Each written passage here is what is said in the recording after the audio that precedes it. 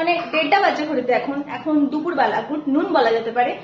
আর আমার এখনো স্নান হয়নি, আমি প্রচন্ড টায়ার্ড, পোপোকে খাওয়াবো, বাট স্টিল আমার মনটা আজকে মুড়ি ঘন্ট করছে। আমার কাছে মাছের মাথাও ইনফ্যাক্ট অ্যাভেলেবেল নেই, কিন্তু তাও ইচ্ছা করছে যখন খেতে তো হবেই।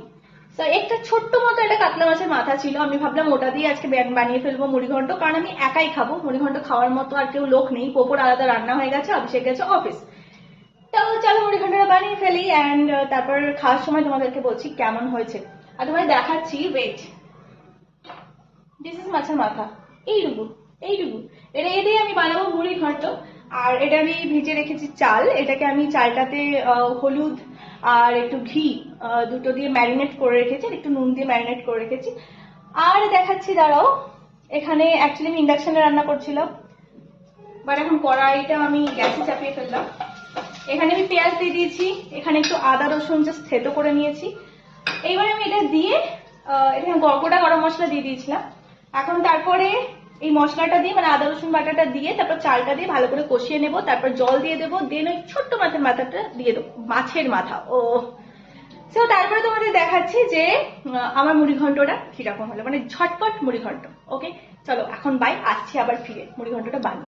ওকে সো আমি ফ্রেশ হয়ে চলে এসেছি, এখন ঘড়িতে বাজে 2:20, আর আমার মুড়িঘণ্ট পুরো রেডি। এত ভালো স্মেল এসছে না, মানে আমি কি বলবো, মানে আমি এতটাই এক্সপেক্ট করিনি যে ওইটুকুনি একটা মাছের মাথা দিয়ে এত ভালো একটা আমি মুড়িঘণ্ট বানিয়ে ফেলতে পারি।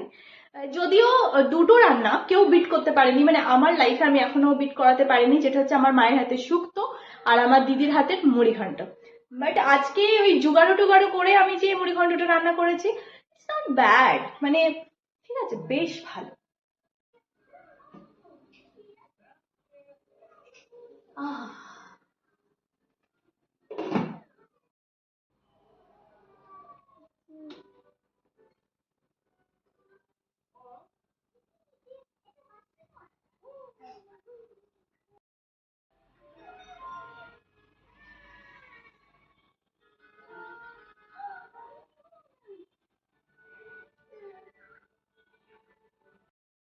Good.